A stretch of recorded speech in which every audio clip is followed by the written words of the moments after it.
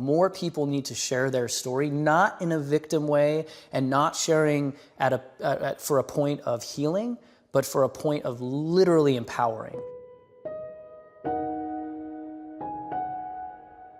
The reality is just looking in the mirror and telling yourself the story that you want. I mean, and a lot of people tell the story that everybody else wants them to tell, right? So the marketing messages. So young girls right now, I'm fat, I'm ugly, my hair's not long enough, it's not blonde enough, it's not brunette enough, my hips are too big, they're not big enough, whatever it is, right? The story is being told from out here and then you're bringing it to you. What you have to do is tell the story you want.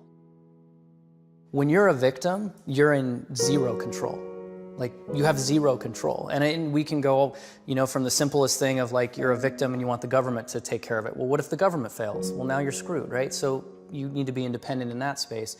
You're being abused, you're a victim. Yes, I understand that there should be sympathy inside of being a victim for something that happened, but that's the key, something that happened. If it's happening, we're talking a completely different thing here, and I want to make sure that's clear.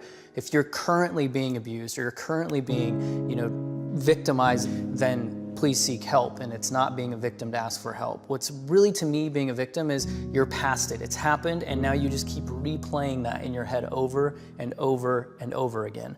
I was the last time I was molested, I was about 6.5, 7 years old. I carried that, and again, I was physically abused after, but I'm talking sexual molestation.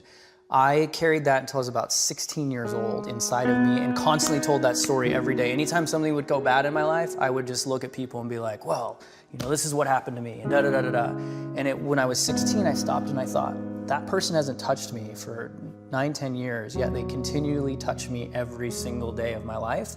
So who's really in control? Who really, even though I was like trying to be the big bad, like they'll never hurt me again, whatever, I was still allowing them to hurt me every single day. So I let go of that control. So being a victim is being completely powerless and taking away all control you might have, which ultimately doesn't make you feel safe, which ultimately doesn't give you happiness, which ultimately doesn't give you prosperity and, fill in the blank. And so what does being a victim get you? Nothing, absolutely nothing. So if you're getting nothing from one direction, why not turn around and go to the other direction? I mean, to me, it's really common sense, but you have to break down that, and you have to give people this understanding that it's okay to have had something happen to you. Like, you're not a bad person because of that. And it sounds crazy unless somebody's watching this who's gone through something. The guilt you feel and the things that you carry that you haven't told anyone because you're ashamed or all these things. That's okay. But continuing to allow it to affect you, that's on you. That's not on the abuser, that's not on the situation, that's on you. It's a choice you have to make of, I am no longer gonna let this happen. And so that's where I came up with this concept of put the victim to bed and wake the hero up instead. And the next part of that is you have to be a hero to yourself before you can save the world. And so you have to have that moment of, I am who I am, I'm comfortable in who that is, and I'm gonna go out and use who I am in the world in the best way possible. For example, troubled youth, right? I was told that, oh, you're a troubled youth, Wes, so we need to help you. And I'm like, no, I'm not a troubled youth. Like, I am a youth, right? So let's get rid of the word trouble. I'm a happy youth. I'm a playful youth. I'm a successful youth. Like, fill the word in there that you want. And if you believe the word trouble, then much like the stutter thing, then that's what you are, right? You're just perpetuating that stereotype or that conversation more and more. And whenever I did that, which I'd have my moments of weakness where I would try and then fail. And as soon as I'd start like just kind of, okay, body, just like everything, like frumpy and just like, all right, I'm just gonna give up.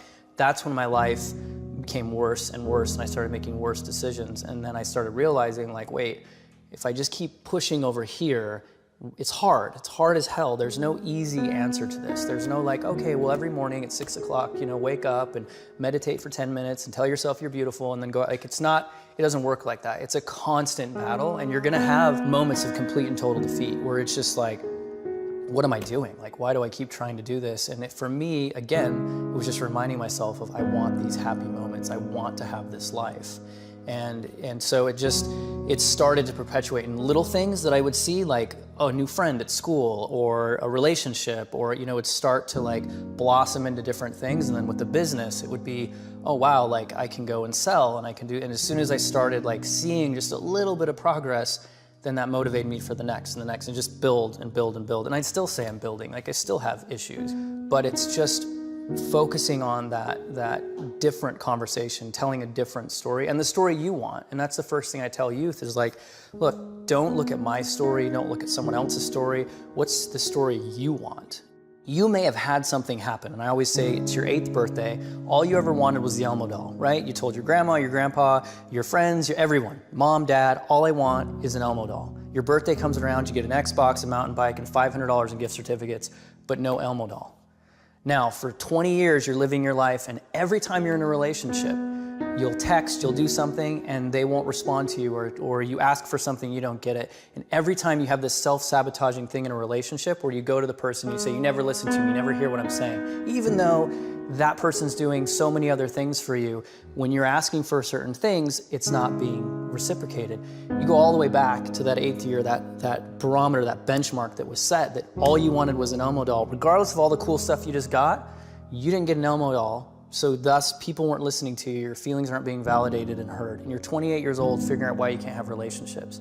And the Elmo doll effect is actually a real case that I worked on of just kind of like breaking through and figuring out where was that set up where this person was just, self-sabotaging every single time, and it came out to be that they wanted something for their birthday when they were younger and they didn't get it, and they've been holding on to that. And even like admitted to themselves that every Christmas they're thinking like, yeah, finally I'll get it. At like 28, 29 years old, as soon as they release that, it's like they're not playing the victim anymore. So that may seem like really silly in all this other stuff we've been talking about, but to people who are watching this who haven't gone through something horrific, you may be holding on to something as simple as a stupid little Elmo doll that's affecting your belief system, your story, and giving you limits in your life instead of creating limitless. And how do you teach people to go back and sort of get new perspective on the Elmo doll? It's really, just quiet space, kind of putting yourself in a position of just really kind of going through and timelining your life. And I usually start with like, what's your first childhood memory? And then from there, you can kind of start architecting and building different story and figuring out like where things happened. But I think that most people, they know what's holding them back at some level, and they just don't want to be honest with it. And they'll do a lot to bury it, and the older you get, the more it gets buried. But I think if you really look back on your life, you can say, okay, that's it. And I just don't want to take ownership of that. And a lot of times it's, like I said, that shame, whether it happened to you or you did it, it's that shame of just let go of shame. Like, if anything, we've proven in this world, like we're a world of forgiveness. Like, we will forgive people who are honest and vulnerable and real, but you've got to be that first in order for us to, but you got to do that for yourself first. You got to forgive yourself. The simplicity of just knowing that you're not alone is really not simple. It's massive, because in those dark moments, you are alone. Like, for the most part, you are physically alone. And so then it's not that hard to take it from a physical to a mental state of, I'm the only one being molested. I'm the only one being beaten. I'm the only one with alcoholic parents. I'm the only one with a mom and dad who hate each other. I'm the only one that lives in a really wealthy community, but everyone's lying to each other. Like, it's really simple for that to happen. But the reality is you're not. And when you're not alone, you have community. What does community give you? Safety, right? It all comes back to like being safe. And if I feel safe, then I have power. And then I can do something and control and all these different elements. So, yes, it's huge, and it's a massive thing that we talk about, not being alone. But in my opinion, it comes down to self-worth and eliminating shame from these things, so we can have real conversations so that it just doesn't become something that people have to deal with alone. The Human Project is on a huge mission. Like, I know that. I know we can't do it alone. That's why we're enlisting the help that we're listing. Like, this isn't a simple problem to solve in the sense of the global aspect of it, but the solution is simple, and it just has to be understood, right? Like, I've been asked hundreds of times, why are you Wes, right? Why aren't you the stereotypical, like, you're abused, you went through this, your dad's an alcoholic, your mom's this, you're like, why aren't you in that pool? I made a choice. That's it. I made a choice. I made a choice that I didn't want to be that. There's nothing special about me. There's nothing miraculous about who I am. Like, the only miraculous cool thing is I don't have to eat or sleep sometimes. Like, that's it. I just made one choice when I was 16 years old, that I was no longer going to be a victim, and that I was going to be a hero to myself, and that I was going to change my life.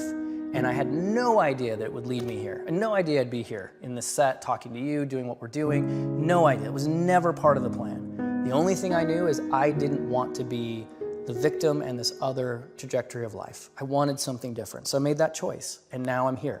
So if you're listening to this and you're thinking you've made all these different choices and your life is in one direction, make one different choice. Just one, and see where it goes.